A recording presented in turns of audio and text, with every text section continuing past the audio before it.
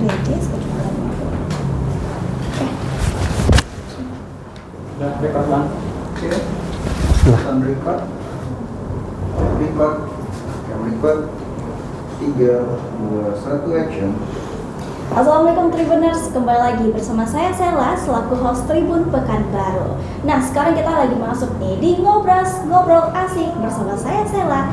Nah Tribuners, ini suasananya kita baru ya. Ini beda dari biasanya. Biasanya kita di studio Tribun Pekanbaru, yang dimana kita pada hari ini lagi ada di Chip Coffee, di mana itu akan mensupport nih kegiatan kita pada hari ini, yang berada di Jalan Tengku Zainal Abidin, Kelurahan Perintis, Kecamatan 50. Tadi saya udah lihat-lihat sebentar nih Tribuners sebelum kita mulai acara ini. Untuk tempatnya ya cozy, dan ini kita udah ada ya. Yes. Untuk di sini kan ada matcha, dan di sini juga ada Kopi aren. Yes. Nah, nanti kita juga icip ya Pak ya. Yes. Untuk yang udah disiapin oleh Chip Coffee. Nah, tapi sebelumnya saya mau kenalin dulu nih, di sebelah saya lah sudah ada dengan Pak Dede. Ya, masih.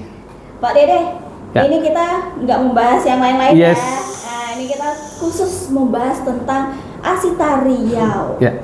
Nah, apa sih Asita Riau itu? Tapi sebelum itu, saya mau perkenalkan Pak Dede ini selaku Ketua Dewan Pimpinan Daerah Association of the Indonesian Tour and Travel Agency, atau disingkat dengan Asita Provinsi Riau ya Pak Ya, benar? betul. Ya, diamanahkannya.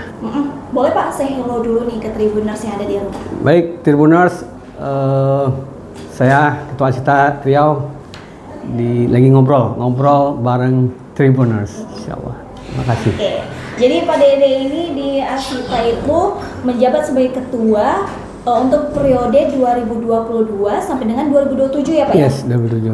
Itu diamanahkannya. Oke, diamanahkan itu lumayan ya Pak ya, untuk Masya Allah. amanahnya cukup panjang ya Pak. Aduh, inilah yang Yun. Oke Pak. Nah, kembali lagi nih ngobras. Kita baru melihat nih, Riau ini mempunyai potensi yang besar, mulai dari keindahan alamnya hingga kekayaan budayanya. Tapi pertanyaannya nih Pak, bagaimana sih kita bisa membangkitkan sektor ini? Nah, itu yang akan saya tanyakan dengan Pak Dede selaku ketua dari Asita Riau. Nah, tapi Pak, sebelum dijawab, kita mau kasih tahu ke Tribuners yang di rumah dulu bahwasanya tema kita pada hari ini yaitu untuk bangkit harus dari mana pariwisata Riau dimulai. Oke nih Pak, mulai dari pertama. Sebelum kita kulik pertanyaan-pertanyaan yang lumayan cukup padat dan lumayan cukup berdaging nih Pak. Apa sih Pak Asita Riau itu? Mungkin boleh dijelaskan ke Tribuners yang ada di rumah kalau yang belum tahu tentang Asita. Boleh Pak? Asita ini Asosiasi Perusahaan Perjalanan Wisata Indonesia. Ini dia membawahi Biro Perjalanan Wisata yang ada di Riau. Jadi pusatnya ada di Jakarta. Ada di Jakarta di Pak Fatmawati. Itu pusat di Jakarta, lahir semenjak 7 Januari 1971. 71? Ya, jadi sudah 54 tahun Asita di Indonesia. Yang di Riau itu kurang lebih tahun 80-an. Jadi saya diamanahkan sebagai Ketua Asita ini periode kedua ini. Dulu 2016 mulainya, terus sampai menjelang COVID ya. Pas COVID kan tahulah apa, stagnan semua. Betul. Itu kemudian diamanah kembali tahun 2022 sampai 2027. Insyaallah. Jadi Pak Dede ini selaku untuk ketua periode kedua ya Pak? Ya, kedua. Dari 2016? 2016. Wah, luar biasa. Tapi yang berpusatnya itu Asita di Jakarta Jakarta. ya? Jakarta. Oke. Nah, menurut Bapak nih Pak, kita membahas tentang pariwisata yang ada di Riau. Ya, betul. Ada nggak sih Pak pariwisata yang di Riau yang belum tergarap secara optimal nih Pak? Misalnya nih dari sisi alam, sisi kuliner itu masuk juga ya Pak? Ya, betul. Atau juga dari sisi budaya nih Pak, ada nggak yang belum tergarap? Jadi banyak sekali yang belum termaksimalkan sebetulnya kan. Termaksimalkan. Kita kan sempat dihebohkan dengan pacu jalur kan. Pacu jalur heboh. Yang baru-baru ini ya Pak? Ya, mendunia kan. Tapi kan ada problem di sana, infrastruktur. Itu nanti yang lain juga tuh kan soal tadi kuliner, apalagi budaya. Budaya. Jadi pariwisata cenderung sebetulnya dia kan Kementerian Pariwisata Indonesia. Yang Kementerian Kebudayaan itu kan berbeda. Iya, berbeda. Ada lagi itunya. Terus saya melihat pariwisata di Indonesia, di Riau ini itu kan dulu kan Riau lebih sudah tenang dengan adanya minyak di bawah, yang minyak di atas itu istilahnya kan, ada sawit, ada minyak juga di bawah. Cuman itu yang mulai menggerak. Jadi Riau ini mulai mencoba untuk serius di persatu baru tahun pas Pak Andi Rahman menjadi gubernur. Jadi Pak Andi Rahman tuh membuat tagline. Jadi ada tagline Riau the homeland of Melayu. Itu yang Pak Andi Rahman tuh. Riau tumpah darah Melayu. Karena orang-orang kan udah banyak tagline tuh. Jakarta enjoy Jakarta. Yang Riau saya lihat tuh baru sekarang gitu. Baru pas Pak Andi Rahman itu. Bahkan waktu Pak Andi Rahman udah ada tagline Riau the homeland of Melayu, Pekanbaru belum ada. Akhirnya saya sebagai ketua kita kan punya tanggung jawab tuh, jawab Pekanbaru. Akhirnya saya buat kemarin tuh Pekanbaru asyik. Pekanbaru asyik ya, inovasi itu ya. Itu yang saya tagline kan. Kan sekarang udah ada kan Pekanbaru Bandaraya Melayu, nggak ada sekarang. Jadi hal-hal ini kan jadi problem tuh. Ya. Terus kita juga mulai dengan icon. Icon kalau Jakarta Monas kan. Sumatera Barat tuh sempat icon itu jam gadang loh. Sekarang dirubah semenjak ada Masjid Agungnya yang di Padang itu udah jadi itu juga sekarang. Ya, terus kalau Jawa ada Borobudur kan. Nah, itu kan. Yang Pekanbaru nggak ada loh. Riau nggak ada loh. Betul. Riau ikonnya kadang saya lihat Tugu Zapin dibuat. Kadang dibuat kalau gubernurnya waktu itu juga Siak. Nah, sekarang nggak ada. Harusnya kan ini juga menjadi keseriusan pemerintah Riau itu kan harus ada icon. Kan kalau Sumatera Selatan itu jembatan Ampera tuh. Kalau Riau Kepri itu jembatan Barelang tuh. Ada icon. Jadi Riau nggak ada, coba tanya, nggak ada. Jadi semoga ini jadi serius bagi anggota DPR, bisa entah DPR apa namanya, harus ada icon. Ini ikonnya Riau. Nah, itu nanti kan menurun ke kabupaten kota juga harus ada icon. Jadi apa ikonnya? Jadi itu menjadi biar mudah menjualnya gitu. Sekarang kan kalau ke Paris apa? Prancis Menara Eiffel kan? Italia apa? Darah Pisa yang miring itu. Jadi untuk ini juga biasanya kan kalau kita jalan-jalan ke pariwisata misalnya ya Pak ya, ada misalnya kayak baju gitu. Kalau misalnya kita ke Sumbar kan ada yang jam gadang atau lebih ke jam gadang sih. Iya, jam gadang banyak. Tapi kalau misalnya ke sini kita kayak belum nemu juga ya Pak ya, apa yang menjadi ciri khas atau monumen lah ya untuk Pekanbaru sendiri, Provinsi Riau juga ya. Contohnya Pacu Jalur kemarin. Masih banyak orang menjual aksesoris, oleh-oleh yang dari tetangga gitu. Iya, betul. Saya lihat itu. Karena dari Pekanbaru itu nggak ada kayaknya Pak ya. Mungkin belum. Belum. Jadi kan kita ini belum ada namanya sadar wisata, belum. Iya, betul. Sadar wisata. Jadi kan pemerintah dengan dinas pariwisatanya harusnya dia kan harus ada mencoba ke masyarakat itu bahwa kita butuh wisatawan loh. Itu harus tuh. Kita butuh wisatawan. Jadi kan kalau masyarakat itu merasa butuh wisatawan, itu bergerak gitu. Iya. Dan bakal menunjang perekonomian juga ya. Sangat. Nggak usah jauh lah kemarin waktu Pacu Jalur. Kan banyak itu yang masyarakat sekitar juga membantu gitu ya. Semua manfaat kan. Betul. Sebenarnya kalau pemerintah itu kalau pemerintah serius ngurus pariwisata, itu ekonomi jalan itu. Jalan aja ekonomi itu. Betul. Running well aja tuh. Jadi ini bisa menjadi untuk hal yang serius yang harus dilihat oleh pemerintahan Provinsi Riau ya Pak ya. Oke. Nah Pak, tadi kita ada membahas terkait pandemi juga nih. Pandemi. Nah, di saat pandemi nih Pak, Apa sih yang tantangan utama yang dihadapi khususnya oleh Asita Riau nih Pak? Oh ya, dulu waktu pandemi itu kan semua pada guling tikar. Yeah. Tapi beberapa tahun tuh langsung dia ada juga yang sempat pindah tikar dia.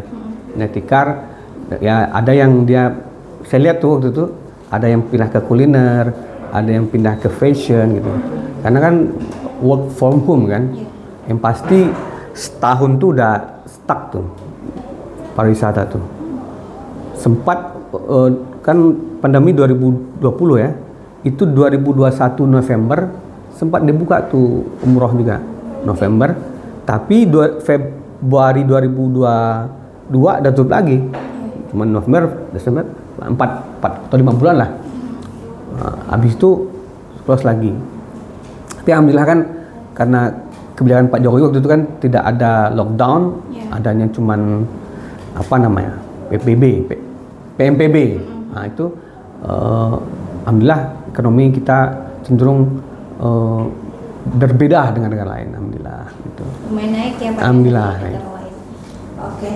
Nah Pak, tadi Bapak ada nyebutkan WFH ya. Yes. Nah WFH itu di sekarang juga masih ada beberapa perusahaan Pak yang menggunakan sistem itu, karena juga katanya setelah pandemi kemarin itu WFH itu juga menghemat biaya. Ya, sangat. Juga ya Pak ya. Nah untuk di Chip Coffee juga ini Pak, tadi saya udah kan lihat ya, di Chip Coffee juga mendukung rasanya untuk kita WFH. Kalau misalnya kita bosen nih di rumah dengan pemandangan view-nya gitu-gitu aja gitu, boleh langsung Tribuners datang ke Chip ya.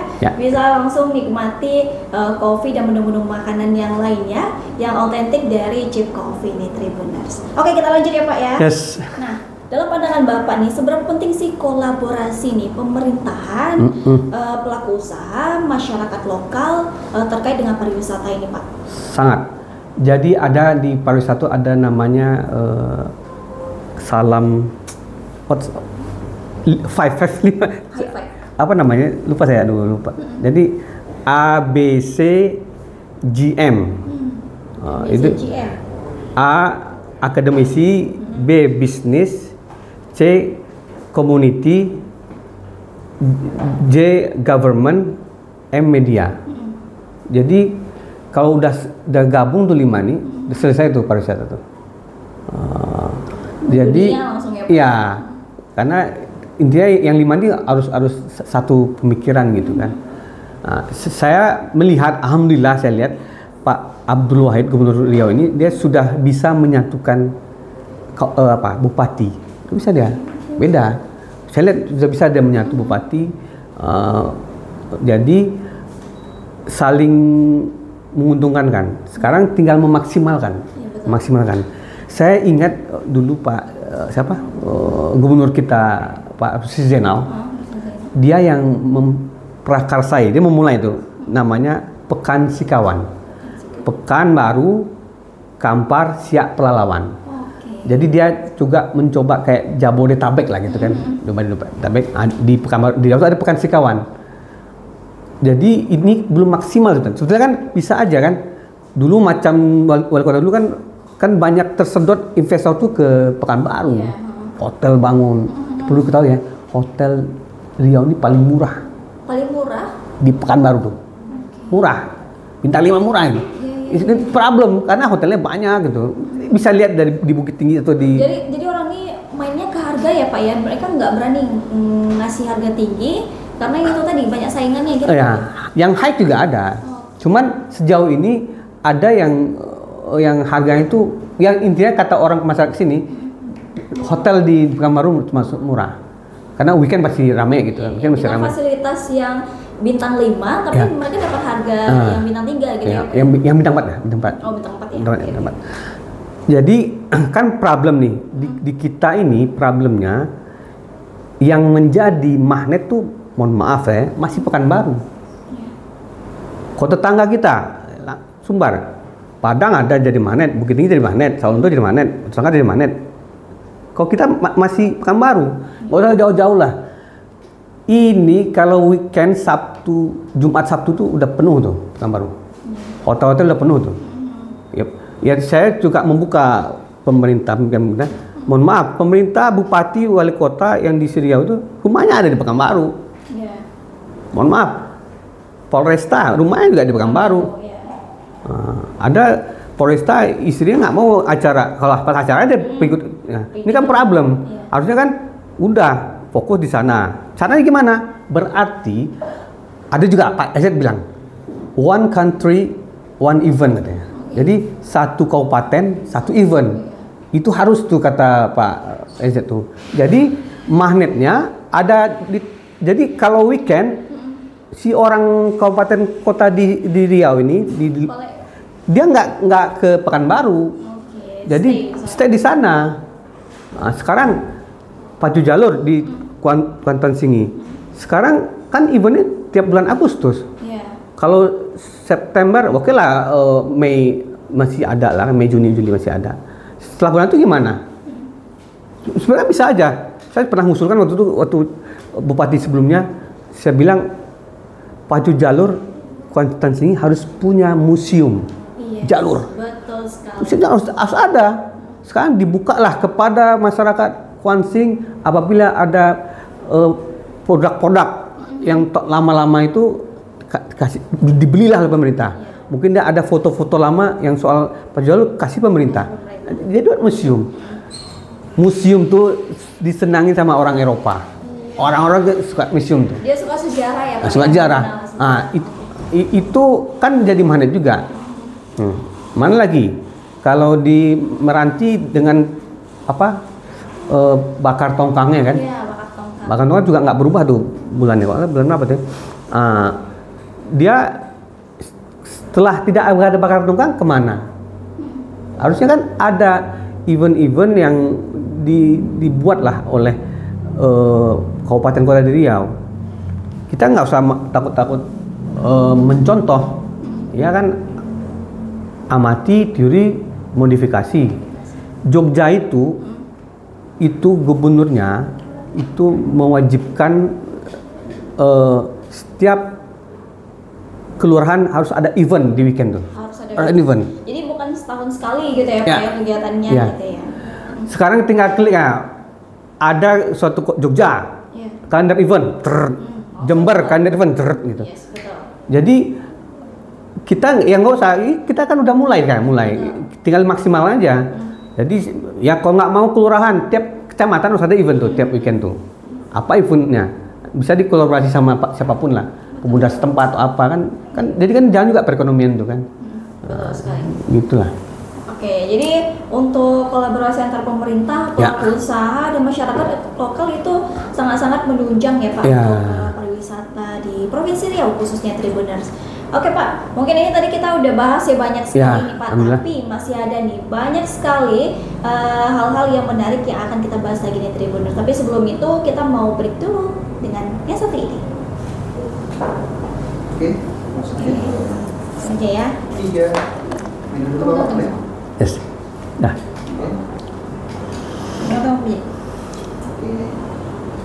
Oke. Nyaman. Kita mulai 3, 2, 1. Yes. And action. Halo Tribuners, oke kita kembali lagi nih untuk membahas-bahas terkait pariwisata di Riau bersama Asita Riau. Dan di sini sudah masih ada dengan Pak Dede. Iya, oke. Oke, selaku ketua dari Asita nih Tribuners. Oke, tadi kita udah membahas nih banyak sekali hal-hal yang berkaitan dengan pariwisata di Riau nih Tribuners. Tadi kita udah membahas terkait dengan pemerintahan, pelaku usaha dan masyarakat lokal. Apa sih peran mereka di saat pariwisata Pekanbaru atau Riau ini sedang turun-turunnya? Pasti akan ada peran yang mereka ikuti dari pariwisata di Riau nih Tribuners.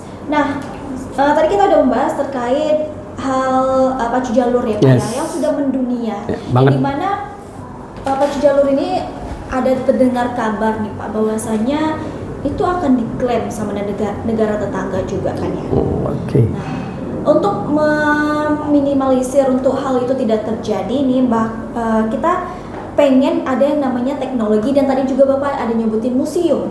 Museum itu juga menjadi hal yang penting nih Tribuners, bahwasanya hal-hal yang berkaitan nih kita membahas terkait pacu jalur. itu perlu buat sejarahnya juga. Nomun apa sih Pak? Nomenklatur apa? Monumen apa? Monumen. Nah, Monumen. Oh, monumen pacu jalur misalnya. Oh, ya. Biasanya Monumen. kan ada ya jualnya itu ya Pak. Oh ya, miniaturnya. Ada. Miniaturnya. Jadi setiap negara biasanya ada itu kan Ya. untuk menjadi oleh-oleh. Yes. Nah, yang jadi buah tangan Tribuners bawa pulang ke rumah. Nah, juga ada berkaitannya dengan teknologi nih Pak. Nah, pastinya di Asita itu teknologi juga atau dengan digital Sangat. itu sangat berperan penting nih dalam membangun citra. Dan pastinya kita juga ada yang namanya promosi ya Pak ya, promosi pariwisata.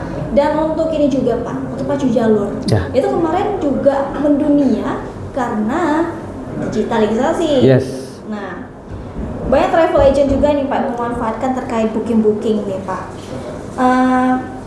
Menurut Bapak nih seberapa penting sih hal itu dalam Asita Riau nih Pak? Yang pasti waktu pacu jalur itu yang jualan kepada wisatawan Nusantara dan wisatawan mancanegara itu tidak hanya orang Riau, ada juga yang lain. Orang kan memanfaatkan itu, memanfaatkan momen itu. Perlu diketahui ya. Jadi hampir bersamaan event pacu jalur itu dengan event di Sumatera Utara. Ada namanya macam jet ski itulah. Jadi itu di Danau Toba. Itu tanggal 16, 17, 18 Agustus. Itu mendatangkan racer 24 negara. Dan kita tanggal 24. Itu yang sedihnya di Sumatera Utara tuh nggak ada penonton. Karena beralih semua Jadi kan ini pengaruh media ataupun itu media sosial itu sangat sekali. Orang kan tentu kan sebenarnya bisa aja kan dari Sumatera Utara extend dia pergi ke Riau. Cuman kan ini kan belum semua masyarakat ini Kwansin ini di mana? Oh, Kwansin ini Indonesia. Gitu. Kan kalau dulu kan seperti tuh Indonesia tuh sebelah mananya Bali, gitu dulu. Iya, Pak. Dulu gitu. Karena yang terkenal tuh ada Bali. Sekarang kan udah banyak sekarang, udah ada Mandalika di NTB, terus banyaklah Danau Toba kan. Sekarang kan bagaimana benar-benar ini Kwansin, ini dari Riau di Indonesia. Itu saya kan ini ada namanya di KEK namanya. Dulu tuh ada KEK namanya, kawasan ekonomi khusus. Itu zamannya Pak Jokowi namanya KEK. Zaman Pak Prabowo ganti lagi namanya kawasan apa gitu. Jadi perlu diketahui itu KEK di Riau itu sudah dikasih 2 loh. Itu satu di Rupat Utara, Bengkalis, satu lagi di Palas. Itu buat Kota Pekanbaru. Itu Mandalika itu adalah KEK. Jadi Mandalika itu dulu zaman SBY udah ada tuh, namanya bukan KEK lagi zaman SBY itu, adalah istilah lain.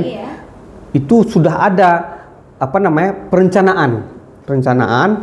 Jadi pas SBY mencetuskan itu kawasan ekonomi khususnya di Mandalika itu NTB, itu orang membangunlah hotel rupanya nggak jadi itu. Nggak jalan ya Pak? Nggak jalan karena bupati takut ngambil kebijakan, takut masuk penjara, gubernur takut. Jadi makanya waktu pas Jokowi langsung mengambil kebijakan, KEK-nya Mandalika NTB itu langsung di itu Pak Jokowi bikin sirkuit kan. Menurut saya kan sekarang KEK-nya Rupa tuh sejak 2008 loh. Dong berarti sebelum masih SBY kan. Sekarang ada lagi.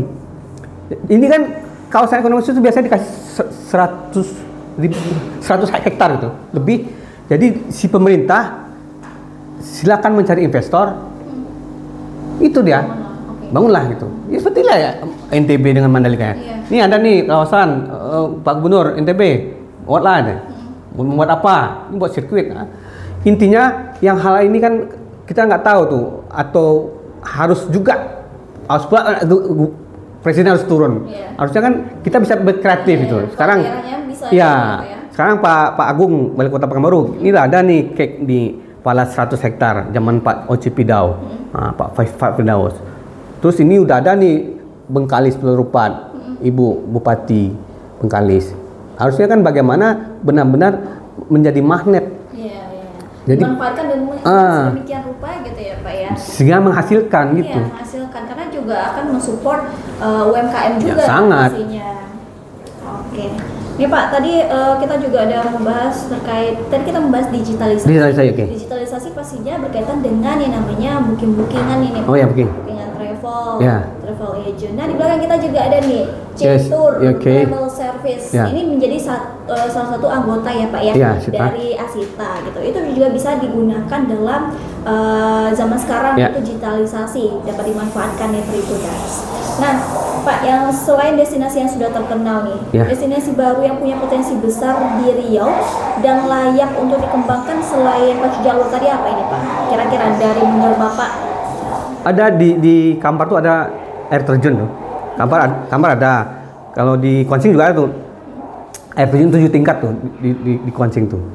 Saya dulu pernah tahun berapa ya? Sebelum Covid saya diundang sama Dinas Wisata Kuansing tuh. Dia bilang jualan sehari di Kuansing katanya. Itulah ada tingkat. Cuman kan itu kan masih problem kan. Itu bisa jadi kan harus ada investor, ada penginapannya, how to get there. Kan jauh tuh kan.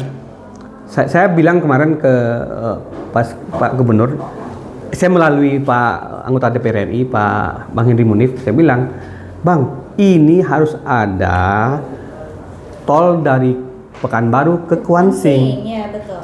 Masalahnya ini kan 4 jam tuh, 4-5 jam. Sekarang Kuansing itu sudah mendunia. Saya yakin nanti Melima itu kesana lagi, karena Melima sudah jadi duta kan. Melima kesana lagi, berarti masih ada orang magnet mau kesana nanti. Berarti apa persiapannya? Harus ada jalan tol. Udah terserah gimana caranya. Tentu biaya dari pusat kan, karena ini kan event internasional. Jadi harus ada itu tol dari sana ke sana. Nah sekarang susah nih katanya. Udah minimal. Jadi wisatawan tuh kalau mendarat di airport itu destinasi terjauh dia adalah 2 jam. Kalau udah lebih 2 jam dia pusing tuh. Mensiasatinya gimana? Harus ada rest area. Dari Pekanbaru Kuansing tuh ada tengah-tengah itu adalah lipat kain. Jadi di lipat kain itu harus ada rest area. Rest area kan yang punya siapa? Kan bisa dikerjasama dengan pihak ketiga. Nggak usah jauh-jauh lah. Kita dari Jakarta ke Bandung pasti ada rest area. Rest area 56 kan. Nah, jadi harus ada. Jadi untuk menanggulangi gimana wisatawan tidak bosan. Mungkin pernah mendunia juga kan. Ada ombak Bono. Nah, di Pelawan itu mendunia. Kan ada orang Australia memecahkan rekor tuh di sana jauh. Itu saya tuh pernah juga dari Eropa tuh pergi ke sana itu sebelum Covid. Dari Pekanbaru ke sana itu 6 jam lebih. 6 jam, Pak. Saya ke sana 2017 tuh. Lama kali. Waktu saya 2017 tuh masih ada kurang lebih kayaknya 30 kilo masih jelek gitu kan. Jadi wisatawan tuh pas dia ke sana kan karena lama kali pusing palanya, balik lagi dia. Balik lagi. Jadi juga malas ya Pak ya? Malas ya. Jadi teman-teman mohon maaf, orang surfing tuh dia pergi ke mana? Dia pergi ke Batam, dari Batam nyebrang ke Pelalawan. Kita dapat apa gitu kan? Dia dapat apa? Jadi dia menghindari darat gitu ya Pak? Iya, karena kan lama, jauh. Iya betul, 6 jam. 6 jam lebih. Sekarang bisa jadi kan udah apa kira-kira berapa kabupaten dilewati? Berarti kan bisa juga misalnya kau benar-benar di Serusi itu Ombak Bono tuh bisa aja buat tol ke sana gitu.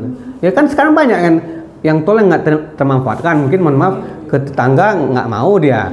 Udah kita aja dari iya kan tergantung soal nego-nego aja. Jadi yang sangat penting itu emang infrastruktur. Satu kunci ya waktu itu. Saya masih ingat tuh, waktu itu ada himpunan pengusaha muda, ketuanya kan Pak Sandiaga Uno, tahun 90-an tuh. Dia ketemu Pak Mahathir Mohamad, PM Mohamad. Dia bilang, Pak PM, Pak Mahathir, gimana Malaysia bisa maju katanya? Saya hanya kena buat highway jalan tol, highway from Johor until dekat Thailand katanya. Dia buat highway aja. Jadi kalau udah buat tol aja, udah dibiarin itu. autopilot ekonomi itu. Itu ya ini yang dilakukan oleh Mahathir Mohamad di Malaysia. Makanya Pak Jokowi menseriusi kan tol itu. Intinya kalau udah serius infrastruktur mau ngapain dia terserah aja masyarakat tuh. Misalnya udah diringankan ya. Iya, betul sekali. Jadi udah disediakan fasilitasi gitu ya Pak ya. Jadi yang kepala daerahnya ataupun masyarakat tinggal menggunakan, memanfaatkan hal itu gitu kan ya Pak. Kan barang jadi murah. Iya, betul. Jadi untuk banyak sih Pak sebenarnya yang diuntungkan kalau misalnya kita pemerintah khususnya itu udah memperhatikan tentang infrastrukturnya nih Pak. Oke, luar biasa nih Tribuners untuk pembahasan kita itu makin memanas ya Mbak. Luar biasa nih Tribuners. Tapi sebelum itu nih banyak sekali nih Pak hal-hal yang kita bahas dari tadi nih Pak.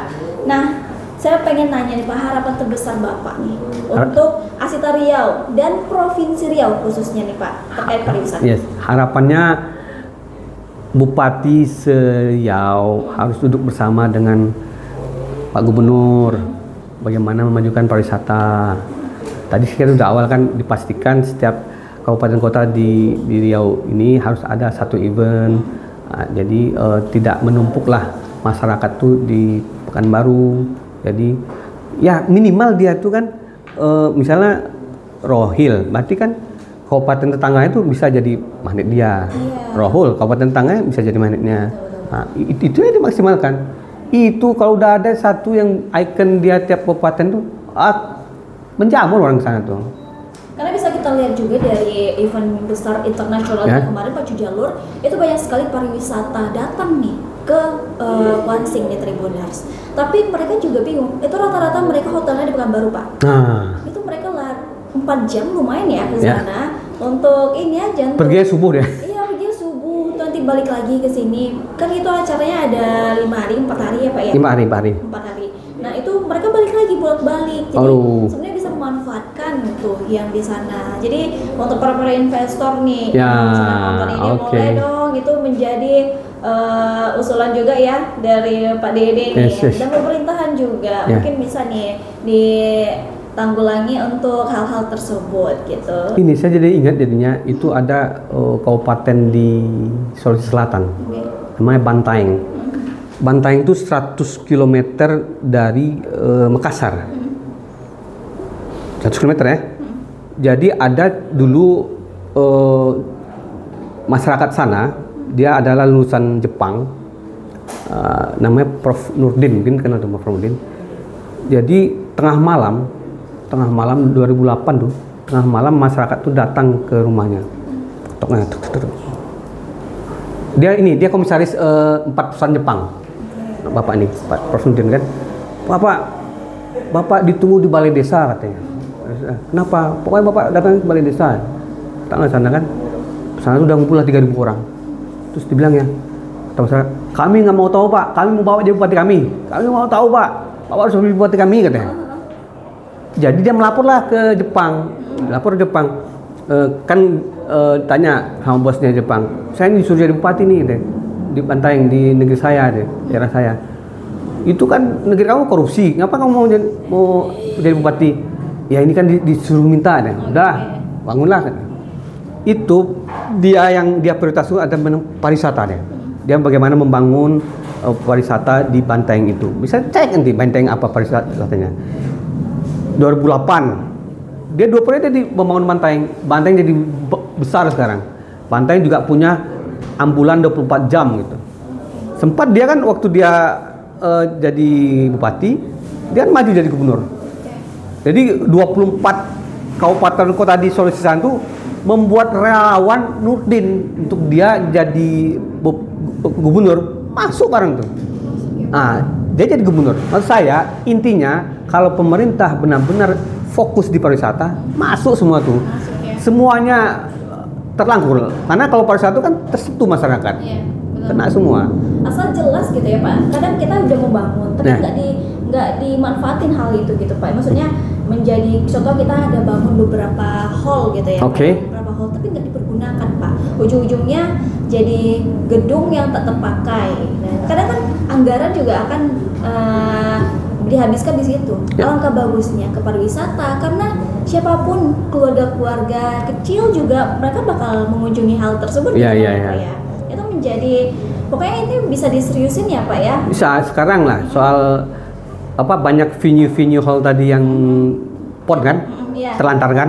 Sekarang bisa aja kan pemerintah itu apa bersinergi dengan cabur-cabur cabang olahraga. Betul. Udah bulan ini sama cabur apa angkat besi ini kan pemanfaatan venue itu bisa disinergikan dengan cabur-cabur yang ada. Caburnya banyak nih, puluhan cabur. Banyak. Nah, ya. Apalagi sekarang lagi banyak juga pedal, pedal. tenis meja, badminton itu Nah. luar biasa ya, banyak antusiasnya di sekarang. Iya, iya. Apalagi Gen Z. Nah, Yes. itu bisa dimanfaatin ya Pak ya. Mudah-mudahan Banyak lah. sekali inovasi Insyaallah. sebenarnya yang harus diperhatikan oleh pemerintah khususnya Yes. di pariwisata nih Pak. Oke Pak, banyak sekali nih pembahasan kita hari ini. Ya Allah, Tapi siap-siap. mungkin kita melihat waktu juga ya Pak Yes, ya. yes. Nah, ini udah mau zuhur juga Yes. dan tapi sebelum itu Pak, saya mau nanya nih Pak dari Pak Dede. Yes. Apakah ada program atau kegiatan terbaru dari Asita Riau yang bisa masyarakat ikuti atau dukung nih Pak? Mungkin ada program-program dari Asita yang bisa didukung oleh masyarakat khususnya. Baik. Insya Allah kami itu tahun 2026 akan menangkan Asita Travel Fair namanya. Jadi kalau di Malaysia itu ada namanya Mata Fair namanya. Mata Fair itu adalah dia nggak berubah tuh April sampai September. Mata Fair itu adalah ajang masyarakat untuk membeli paket liburan murah. Nah, kita buat nanti juga di Pekanbaru di Asita karena kita di Indonesia ini harus mencoba bagaimana memlandingkan liburan. Karena kita kadang-kadang keluarga liburan suka mendadak. Iya. Jadi pengen nyari yang terdekat aja. terdekat, gitu. terus enggak, cuman mendadak, tentu tiket mahal. Iya betul. Cuman kan kalau terplanning kan, itu kan bisa sudah kalau terplanning kan liburan itu bisa memudahkan juga. Berarti kan misalnya kan dia kan event tuh biasanya kalau pameran tuh 2 bulan sebelum hari libur. Kan libur tuh kan kalau nggak Agustus, Juli, kalau nggak Desember. Saya udah pasti libur kan. Berarti eventnya kan di September dia jual beli paketnya. Jadi kita akan buat juga insya Allah September tuh sudah 2026 kita buat Asita Travel Fair. Jadi kan si masyarakat terplanning kan, kau udah diplot. Jadi kan kalau udah pasti orang bakal banyak, tentu pihak airline juga bisa menambah flightnya.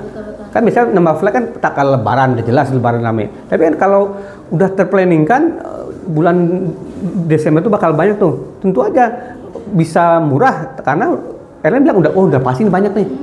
Nah, intinya bagaimana masyarakat mencoba mengatur jadwal liburan tuh emang terplanning kan. Jadi nanti di Asita Travel Fair lah insya Allah kita coba mudah-mudahan insya Allah. Oke, insya Allah itu di 2026 bulan September ya Pak? Ya insya Allah. Bulan September insya Allah. Dan kita tunggu ya Pak ya, Ya, amin. untuk program terbaru dari Yes. Asita Riau dari Pak Dede selaku ketuanya. Oke, terakhir nih Pak. Yes. Kalimat atau pesan kunci yang ingin Bapak sampaikan kepada Tribuners tentang pariwisata di Riau? Pariwisata Riau. Pariwisata Riau intinya kita bagaimana bisa apa? Jadi kan kalau liburan itu kan ada inbound ada outbound. Jadi kalau inbound berarti kita ke dalam di Riau aja, tuh outbound keluar. Jadi kita maksimalkanlah di Riau aja. Riau aja. Insya Allah. Betul. Jadi mari kita majukan pariwisata di Riau dengan mengunjungi pariwisata di Riau yang ada di Tribuners. Oke, mungkin segitu dulu nih Pak Ya, untuk bincang-bincang terima kita, dan saya mengucapkan terima kasih kepada Cheat Coffee yang udah mensupport kegiatan kita hari ini, dan terima kasih untuk Pak Dede Ya, terima kasih. sudah meluangkan waktunya untuk berbincang-bincang terkait pariwisata di Riau untuk hari ini, yang selaku Pak Dede ini ketua dari Asita Riau. Oke, mungkin segitu dulu nih untuk hari ini Tribuners. Saya Sela selaku host Tribun Pekanbaru pamit undur diri. Wassalamualaikum warahmatullahi wabarakatuh. Assalamualaikum warahmatullahi wabarakatuh. Yes, okay, thank you. Thank you Pak, terima kasih. Jadi bisa Yes.